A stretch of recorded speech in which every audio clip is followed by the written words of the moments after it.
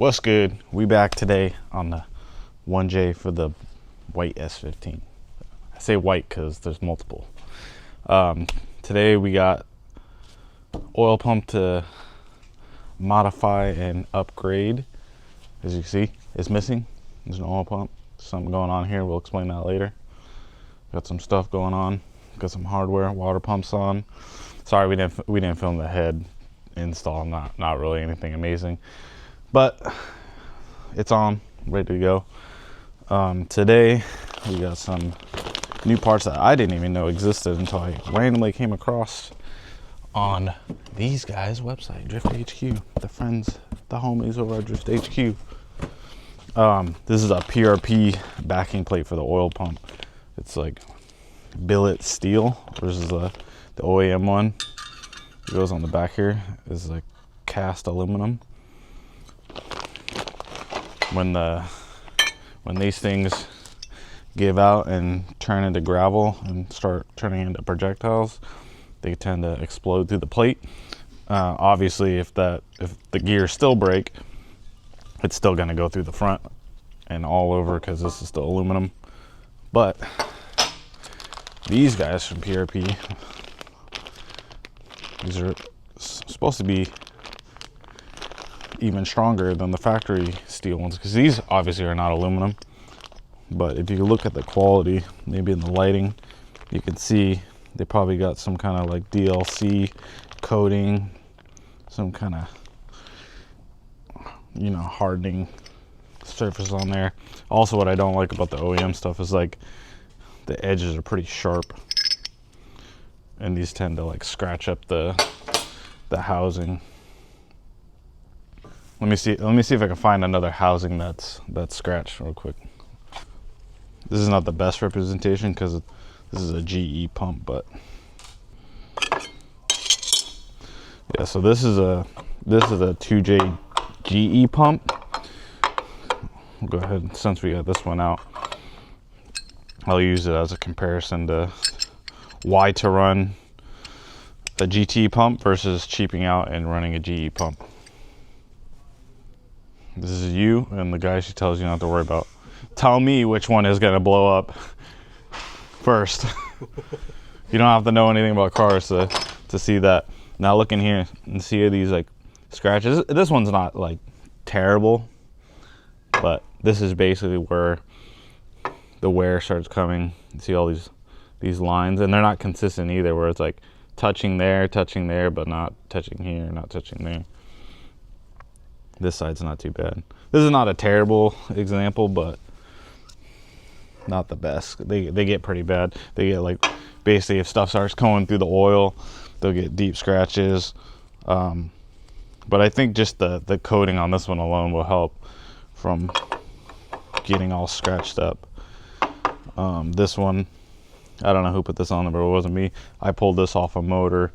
They kind of went excessive on the silicone. You got some, if you go too much, see it starts covering up. This is the pressure out, so imagine decreasing the size of the hole by getting all the silicone buildup in there, or have it come out and then go through your motor. There's that too. All right, let's pop open these PRP gears, get them in the pump housing. Obviously they got oil on them to keep them from rusting while they're being shipped, but if you see, it's got like kind of like a black chrome coating. I believe that's the DLC coating. But even just the operation, like just spinning it like in your hand, like you can feel that like it's a lot smoother than like how this one is. Also, another problem with the OEM stuff is like you can see that, like, other than the oil on my hand, like this is dry. Like this housing is dry. That's how they ship it. That's not good when you're trying to build oil pressure and it's spinning dry. Like there's nothing. They could at least coat it in oil. I actually use like assembly lube. You want to stay away from like grease stuff that's going to build up like high resistance, because it could like damage the gears. I was just trying to imagine this trying to compress grease. It could, I guess, crack the gear if you're trying to compress something that's a lot more dense. But yeah, let's get these in there. I like to start with like the middle piece and then try to fit this outer ring And you got to be careful, don't jam it in there, make sure it goes evenly, otherwise you get it crooked and end up gouging the housing. But that's all it takes, and then it just goes in there. Now the backing plate, this is the first time I've used one of these because I didn't know they made one. The last time I just used the gears, so this is nice that they also make a backing plate. Just a little extra assurance. I don't know, it's not one of those things you're gonna feel the difference, right? Like, you just hope that this thing is like probably 5 or 6 times the weight of that, so it's got to be strong, right? So this thing will go in the back like that. And I believe they also make these for RBs and stuff, but like, we're not really too worried about those things. All right, actually we're gonna put some of this, not sponsored, Lucas assembly lube in there. Stuff's pretty thick, it's like honey almost. Not quite, but close. That's close. But I like to use this stuff because it's like not super dense, but it doesn't just run away like oil will. Because like if I pour a bunch of oil in here, go to install, it's gonna start dripping out the suction side of the pump and start making a mess. And if you're trying to use a silicone gasket maker over here and you got oil running on it, it's not gonna stick too well. So put that on there. It's also not a bad idea to put it on the inside of the housing, so you could like pull these gears out and then you could put some like on here or something. But it kind of naturally will just run there. And then like it's already on the top, so you can just like smear it around. That way it gets, this is another surface that it's riding against, is like this. And then probably this outer part right here. Boom. And then the next thing, they have nice enough to give you some screws, some bolts, countersunk bolts. These are the stock ones, they're Phillips. You got to use an impact driver to remove them. They're pretty tight, but if you notice, the threads are clean. Another problem with these oil pumps is like all the vibration stuff will actually rattle the factory countersunk bolts out of the housing, and then you end up having oil pressure problems because this cover basically is coming loose, and then you got oil leaking out, and then the gears are obviously going to rattle. So the hack and the mod is to put some red Loctite on there. So that's what we're gonna do.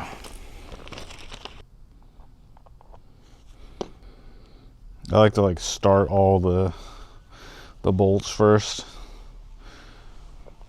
and not tighten them one by one, because then it makes it a pain.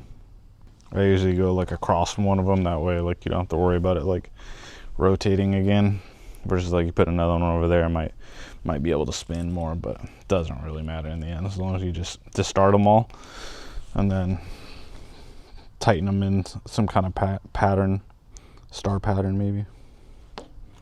Big white van with red letters on the side. I like to use Harbor Freight tools, if you notice by my toolboxes. So the first shot is clearly a hit. Clean through the target. Harbor Freight the world. So here's the, if you're looking to buy these billet gears for your 2J pump, I get mine from Drift HQ. Sometimes they have them in stock. These ones, I don't know if it was the backing plate or the gear or both, they just didn't have them in stock, and I waited probably a month and a half, 2 months. So if you're in a rush, you should try to order these ahead of time. But on their website, they kind of got a description of what happens when the gears explode. You can see the housing just shredded to pieces. Like, so to me, like on the 1J, I'm gonna try to rev this pretty high, maybe like 8,500 or so. This is also the backing plate, so it's 271 for the backing plate, and then the gears are 371. So personal experience, when I was working with Forrest Wang on the FD team, we were running wet sump pretty much 10 years, and we only have one oil pump explode, and it was kind of weird because it did happen a high load FD Seattle 2020, I think, when we were with Baptasia. It literally just grenaded right, like probably 4 seconds before he crossed the finish line. And if it would have just lasted a few more seconds, it was his first qualifying run, he would have made it across the finish line, and we wouldn't have had to do the second run. We would have had plenty of time to change the motor, but he didn't cross the finish line in drift, so our options were to either retire or swap the motor. And we swapped the motor in 1 hour. That's like motor like this, no turbo manifolds. We had to swap the valve covers. It was all timed. So we got trans, old motor out of the car, swapped all the turbo, all the accessories, wiring, everything onto the new motor. We had to call, it was so close, we had to call 5 minutes. We got to the point where we're cranking, wouldn't start. In the end, the machine shop that built the motor back then, they're not in business anymore. And yeah, probably not because of that, but yeah, long story short, the motor didn't have enough compression to even start. So even though we swapped the whole motor in 1 hour, we're talking Papadakis Racing, you know, back when they were running the four. God damn it. We're filming, man. Oh, sorry. Damn. Anyways, long story short, got the motor in there, didn't start, blah, blah, blah, blah, blah. But fact of the matter is the oil pump blew up. Shit was not good. After that, we got a dry sump. So no more of that issues. Now the only issue you got to worry about is the belt coming off. But anyways, we also used to spin a 3.4 stroker motor to 9 grand and only had one bearing failure at Irwindale on the bank. That was front sump in a S15, like you see here. No, that was before they had oil pan baffles or any of that. So I feel like even if you just had a wet sump with a rear sump pan on it, it probably would have been fine. Running a dry sump is like not really necessary, even though we are trying to spin this 1J to, you know, at least 8,500 or so. It's built, you know, to handle that kind of RPM. The only thing is going to be the kind of sketchy part is going to be the oil pump, if it's going to handle that RPM, and which I don't know, if it blows up, it blows up, whatever. It's just money, right? You know, to see if it works or not, you know, that's more important. So that's what we're going for with this. We're gonna basically spin it until it stops making power and just cut it off there. If it stops making power 85 or 82, like we're gonna cut it there. There's no point in spinning it any further. It's just, you're just chopping hot air at that point and you're not making power because it's just gonna fall off, right? So we're gonna try to size the turbo accordingly. We're only trying to make like 600-ish. So we'll probably put like a G35 900 on there with the probably like a 90 or 10 housing. But yeah, so let's go back to the oil pump. I got it all torqued up with my little snap-on torque wrench. Got everything marked that it's torqued. Now the only thing to do is put the front main seal in. This is a hack on its own. If you're already got the oil pump off, put the seal in first, because it's a pain in the ass to get a tool that'll go over the crank, versus like you could kind of just get anything that'll fit in here that's flat and just kind of tap in the oil pump. All right, our tool of choice is going to be hammer. Actually, dual hammer. See, that's when you get a little dual action.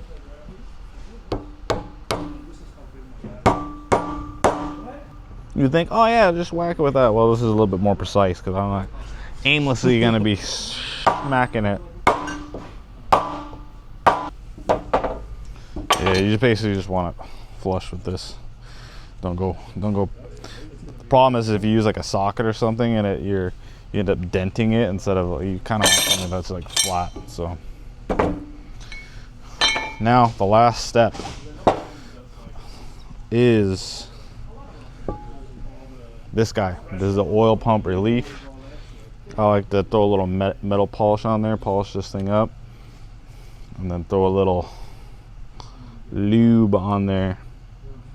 That's another thing that can happen. I've seen with the brand new, if you just slap a brand new oil pump out of the box. I've heard of these getting jammed in there, and they go down in this hole. And basically, if it gets stuck at the upward position, this is your oil bypass, so it's controlling your oil pressure.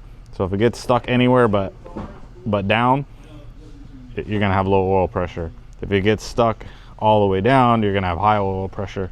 So the GT pumps also have 2 springs versus I think the GE only has 1. Some people, if they're putting this on a GE block, they'll take the middle spring out, but I've found that it's kind of like too low. Then you gotta start stacking washers in here. I like to start high, and then if it's too much, then you can take it back apart. I'm gonna start with one washer down in here, and then this goes on here. And this is the fun part, is compressing this while tightening it. This is what I like to use, 24 short socket. I like to throw something in there that way, because if you go on there like this, it kind of goes too far in there and it ends up hitting the housing before. So I just throw something random that will fit in there. That way, see, you get full, because this O-ring is basically going in there too. So you gotta do a see that there? I'm hitting the threads now. If I take out that little plug that I put in there, try it this way. See that? It's hitting the housing before it's hitting the thread. So it's like you can't get it started that way. So I just get something in there that's like a 1/4 inch long, and then you want to push and turn. Yeah. See that? So, well, yeah, once you get it started, you can either impact it or just wait and torque it. I see that, boom, it's on there. And I'm recording. All right, now the next step, I like to use the Toyota Fippage sealant. I feel like this stuff is gnarly. I like to go over these little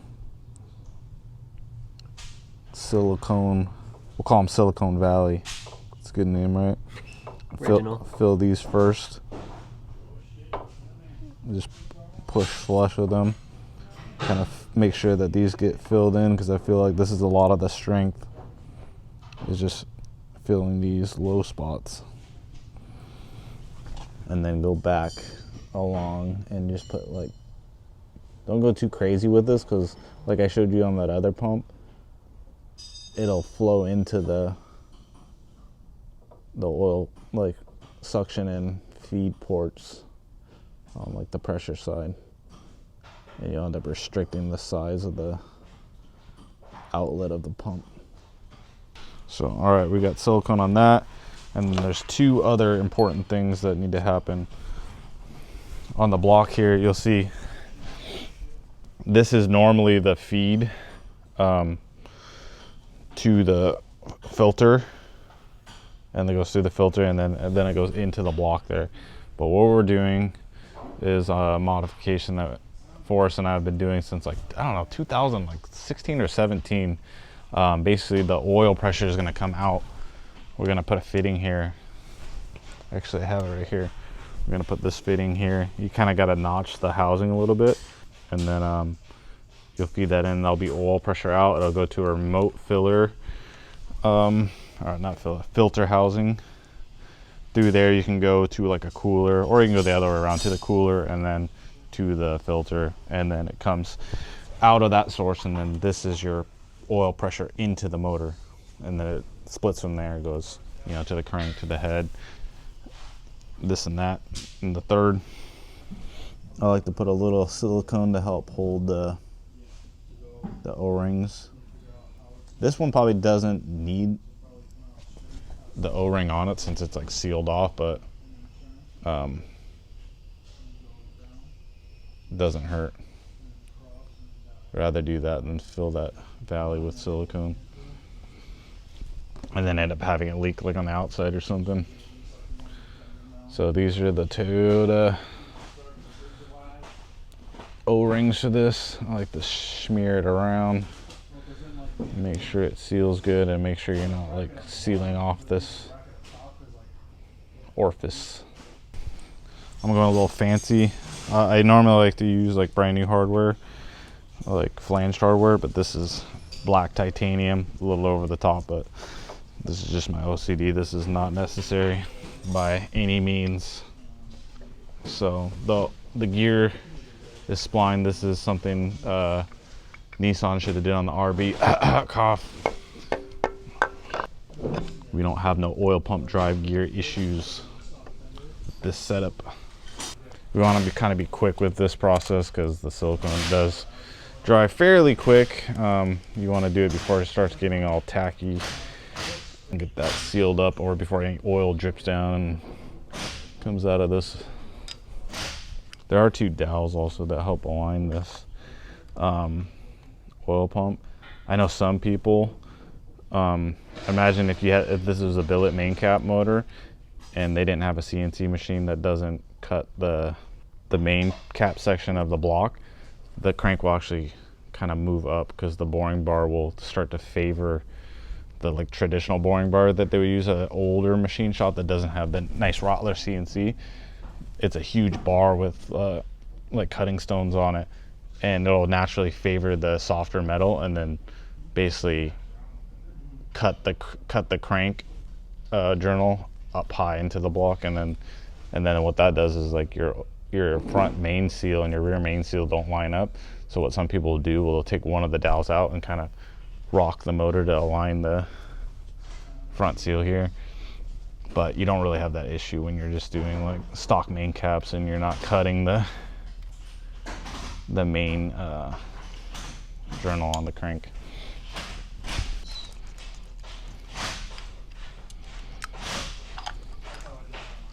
Now that we got the oil pump all bolted down, siliconed, we're gonna get to the part of the video where I was talking about this little port on the side. This is the feed port. So what we're gonna do is take this guy out. It's just an MPT plug. Get that out of there. Don't let anything fall in there. It does require I like to use liquid Teflon, but you can use the tape. This stuff to me is a little bit more annoying to use. So I like to use the liquid and just spin it on here a little bit. Put that on there like that, a little goop. And you do have to notch part of the oil pump out to get this fitting in there. So get that in there. Yeah, so this will give you, instead of it making that 90-degree turn to go down this port, another 90 up into this port, through the filter, out of the filter, back into there. And if you got a sandwich plate, then it's got to go through all that. This basically straight shot out of the oil pump. Doesn't have any deflection from hitting things and this and that, and it'll actually increase your static oil pressure. I don't have an exact number, but you know, it's better. It's better than it would be if you were using this. I like to go to -12. Shouldn't use anything smaller than 10 on an oil line. If you're using 8 or below, your motor's probably blown up already. Next step, you can start moving on to the timing components. This just happens to be an OEM Toyota, brand new. I have a couple new ones laying around. Used ones are fine, but you just want to ask me how I know. But I've helped a couple people now that have actually installed some of these gears with as soon as you get one broken tooth on this, it's not going to work. The shit's not going to start. So inspect them, make sure they're all there, make sure the minuses are minused and the pluses are plussed. I like to put a little anti-sneeze on there, especially if you know you're going to be the next person to take this off. I just put a little bit on there. Just don't touch it, because you know you end up with this stuff everywhere. End up looking like the Tin Man. Got a little bit on there. And it's got a little keyway. It's got one of my keys on there, the Woodruff key. That's where I get all my money from. I invented this key right now, really, but.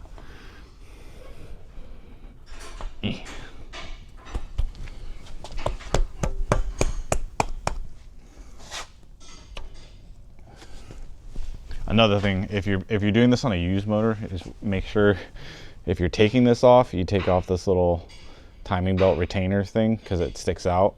And if you go to remove this while that's still on there, it'll break the teeth.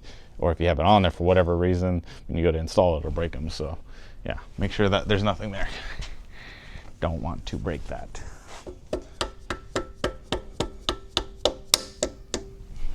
That on there.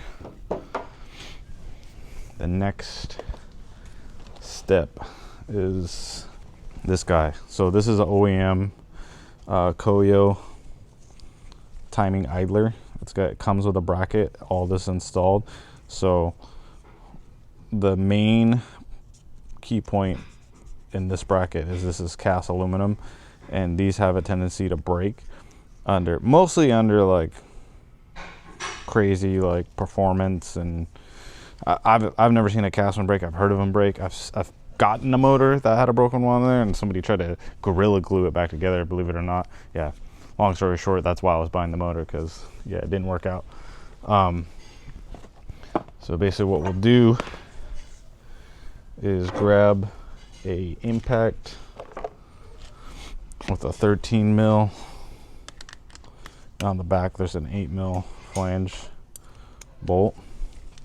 I'll just remove the hardware off of this. There's a little lock washer in there. I'll just leave it there, take the bolt, junk that in the trash. And now what we're gonna do, fun fact, I got this is a Ross Performance timing idler for a 1J and 2J are a little bit different. It's really just the height of this pin in there, but I got this from Kazuma-san in Japan when we went in January, because I knew I was going to need one. So we're going to reuse the bearing from that, and then we're going to go back to our red Loctite. This is me being, obviously there's a lock washer, there's just me being OCD. It's not going to hurt anything. Put a little bit of red Loctite on there, and then put the bolt back on there. There's like a weird beveled edge on the top of these nuts. Got him! And then the bottom's like sharper, so I always put it on how it came off. About 4 Ugga-Duggas. Boom. There you go, there's that. Next step, very important part. This is the unique bolt for the idler pulley. This one's super nice. It's got a brass bushing, but what you got to watch out for is some of the, I won't say the brands, some of them make like a billet steel one of these, and there's no insert. And if you're putting steel to steel, we all know what can happen. It can rust. So I do it even on these, but put a little lube, or you can use oil or whatever on there, and then just smear it around. That way it easily will guide on there. Throw that in there. Now, this is the most important part. You see it's flat against there, and you're like, oh yeah, now it's ready to bolt on. Wrong. You bolt this on like this thing will not move. Once you tighten it down, wherever you tighten it down, that's where it's going to stay, and you will not have tension on the belt. This washer, it's pretty specific. It's got a weird bevel to it, and I'm pretty sure it's just to match the bolt there. So I think the bevel goes towards the, every time I take them off, they're always facing you. If it's like on the oil pump there, they're always like facing like that. Sometimes they get stuck there. So that to me makes the most sense. There's no point to have the bevel on that side. And then the same thing with this guy. This is another very important part. If you do not put Loctite, thread sealant, something on this bolt, oil will seep out through this and just start making a mess of all of this. Get on the timing belt, because this is drilled all the way through the oil pump. See that? All the way through. You can see the black hole. You don't have to use red, you can use blue, just something. You can even use this stuff. But to me, you don't want this coming out either, so a little red, you know. No red never hurt nobody. But if you mess something up, then you gotta take this back apart, then you gotta clean all the Loctite off there. You can put this on after you, sometimes I'll put this on once the belt's already on there, but I'm waiting for my exhaust cam gear to come. I have a bunch, but I want the specific one on here, so I'm waiting for that to show up. But you can put this on first before the belt. It doesn't. You can still get the belt on there, no problem. Another thing, when you're changing bolts like these, make sure when you bolt this down that the back of the bolt is clearing this bolt and this one. Make sure once it's like all the way against this tight, just rotate it, make sure it's, one, it's free spinning, and two, it's not interfering. I've seen a couple people change these bolts to something that has a taller head, and it interferes and they end up getting stuck, and then you don't have tension on your belt, or too much. This doesn't need to be gnarly tight, and it's going into aluminum, so don't reef on it. Just make sure it's free. Okay, another thing I don't like to skimp on is VVTi gear. The only thing that I've seen go bad on these is they start rattling. I have heard of them getting stuck on the dyno. You know, it's something you don't want to deal with, but it's pretty simple device. We can take it apart real quick.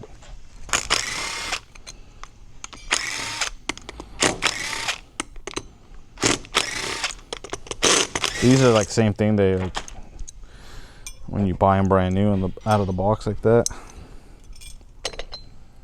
they come dry. See, there's nothing in there. It's bone dry, which is kind of weird when you got a bunch of gears and stuff in there.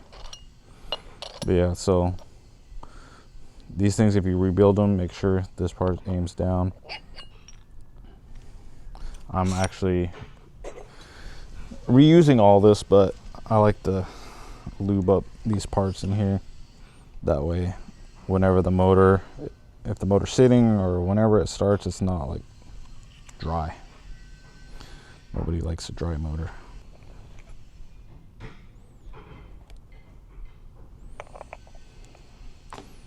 There's like not such thing as too much, but the kind of is, because it starts going everywhere if you put too much. Another thing, if you're reusing an old one and you're just putting a new O-ring, these O-rings, just like anything rubber, get rock hard and they start leaking oil and they start dripping from in between the cover. So that's one thing that you want to look out for, is changing that O-ring. You can pretty much just go to like an O-ring store and measure it out, because they don't sell it at Toyota or Lexus new for whatever reason.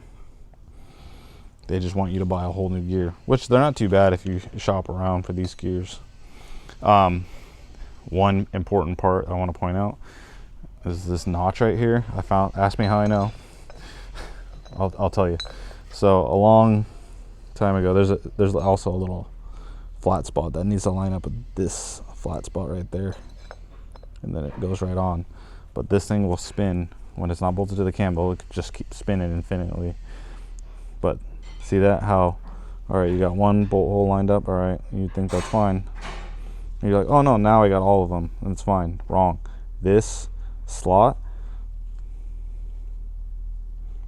needs to be lined up with a hole. There's a hole, an extra hole in the back in between two of the bolt holes. That slot needs to be lined up, otherwise your timing is gonna be off on the cam. And then the next step, this is not necessary. This is like just a little dress up cover from Drift Motion. Put that on there. You can order it with different, you can get it raw, you can get it, not raw. You can get it with black hardware, you can get it with this polished chrome hardware. You can get the bolt that comes with it. I don't know why they give you another O-ring for some reason. I guess if you're just they're assuming you're putting this on a used one. I don't know why they're assuming that, because I don't like to use the used ones. But yeah, you can get it with the factory little. This is just a cap for this. You can get this, and it's like a black oxide, or factory. They're just raw and they rust. But you can get that on there, and then these little guys, kind of a pain. They're a 12-point ARP. See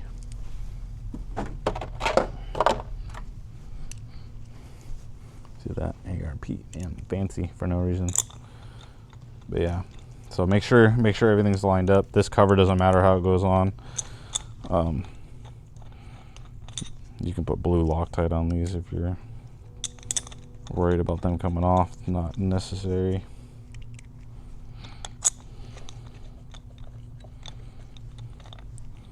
That goes on last, because there's another bolt that goes on there that physically holds this gear to the camshaft.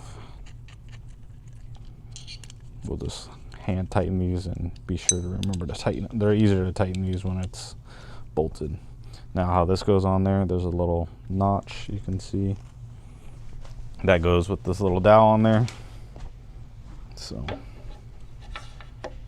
you just spin it, yeah, and then it should move, I think, about 30 degrees left or right. But when you're timing these, turn it all the way right until the line stops. So right now it's past TDC. The TDC mark on this is this little dimple right there. So this needs to line up with this. Don't pay attention to the dot, especially if you got an aftermarket cam gear. It won't have this dot. If you're using an OEM exhaust cam gear, you can use dot here, and dot down here, because this actually has, I don't know if you'll be able to see it, there's a dot right there, and then there's also a line right there. So you either do all dots or all lines, don't mix and match them.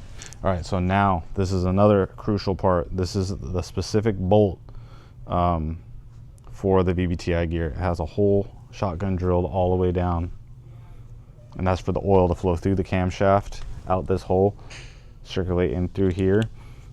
This one you don't have to put any Loctite on it, but you can. I wouldn't use anything other than probably just a little bit of blue.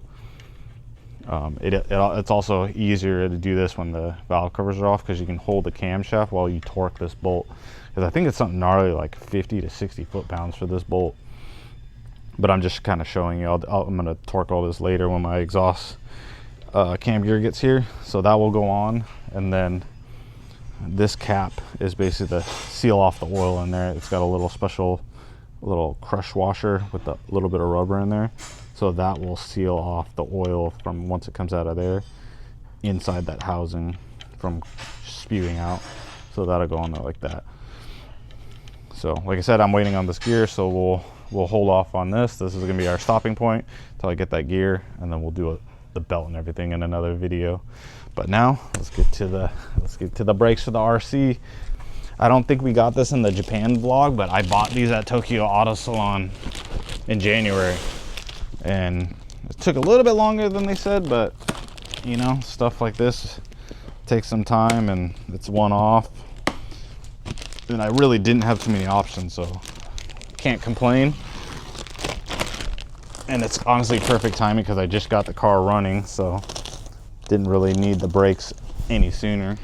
Another cool thing about these brakes, like, yeah, I got them in Japan, but like, this is just one more part on my car that I personally got in Japan. I didn't bring the kit from Japan, but I spoke with Kazuma-san for the first time when we met and talked about me purchasing that aero with the help of Kangushi, and now it's on the car. The wing was also because of Kangushi.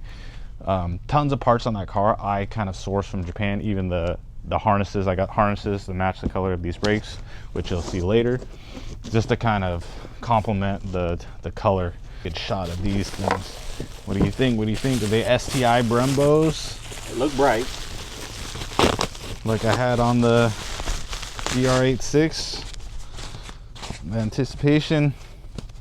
What are they? Drum roll. Let's see. What is it? What is it? DP Sports. What the? Oh, GP Sports. I thought Temu got me. All right, so we got GP Sports. These were because of Kazuma-san. He actually introduced me to the owner of GP Sports, passed me along to him, and we negotiated some deals. Thanks to Kazuma, I got a great deal on these brakes. They were still thousands of dollars, but they were a couple $1,000s less than they would have cost if I didn't have Kangushi and Kazuma-san to help me get an even better deal on these. And I'm excited to have matching front and rear brakes. And honestly, like, I saw these on one of the Kazuma RCs, and I'm like, I need those brakes. Like, I don't care what they cost. The rears I actually got yesterday, and they're already on the car, so we'll get that all in one video. I don't want to bore you guys with the install. I'm sure you know how to put brakes on or have seen it put on before. So these, if you zoom in, you notice there's dual bleeders on one side, and that's because this is a divorced caliper setup. So what that means is there's 4 pistons, 2 of them are for the foot brake, 2 of them are for the handbrake. That was super crucial in my setup because nobody makes a dual caliper bracket for the RC yet. Yeah, I could have had someone make me one custom, but I mean, that would have cost tons of money, and still I would have had to buy, you know, 2 pairs of rear calipers plus fronts, versus this is like I spent a good amount, but I would have times that by 2, because even though, you know, it's a big brake kit, I would have still needed a second caliper. Yeah, I wouldn't have needed 4 rotors and 4 calipers. I would have needed 4 calipers, but it's still, in the end, I think saved me some money. And the rotors that come with it are a nice 2-piece. They got tons of different sizes. If you're interested in order these, you can either DM us. Like I said, they're not like dirt cheap or anything, so expect to pay big brake prices, just not Brembo prices or anything like that. They're affordable in that sense. Obviously, if you're doing an S chassis or something, Z32 would be a viable option. I still, you know, run those on my S chassis, or like Willwood makes a setup that's on this 15. This seat's got a dual caliper, but to me, it's like you're doubling the weight as far as calipers, and you know, it's just one more thing you got to deal with. You got to have another bracket. The bracket will space out the wheel bearing assembly. So then you start needing to run custom rotors and this and that, and it's pushing the wheel fitment out, and it's adding distance between your axles and the diff. So it's like it kind of like it tempers with a lot of different things. So you don't really want to be messing with all that stuff. So, but if there's a kit available for your car, sure, there's nothing wrong with running dual calipers. But for my situation, like, this was the best of both worlds. Like, I still like not dual caliper, but it's still the same setup, same features you're gaining, versus doing like an inline setup. I tried running inline until these brakes showed up last week, and with the stock single piston rears, it wasn't happening. It just didn't like it. It was like not back feeding like it would in most setups. I don't know if there was something going on with the Tilton setup, and it was like pushing, when I was pulling the handbrake, it was pushing the fluid past the seals and the master cylinder, or what was going on. I tried bleeding it for probably like 2 bottles worth of fluid, and I could not get it. Like, the pedal would just like slowly go to the floor, and it was just not working out, and I was just like, I need my brakes. So kind of good timing. We got the dyno coming up in a few days, so that would be cool, and hopefully everything goes right with that, and we'll be able to make it to the 12th with this car and do some testing. And also, you can see I fixed the ride height. I do need to take these quarter panels off. I want to do riv nuts in all these, and I actually have a huge hole in my quarter panel still right here that I have actually right next to where Justin's got the camera.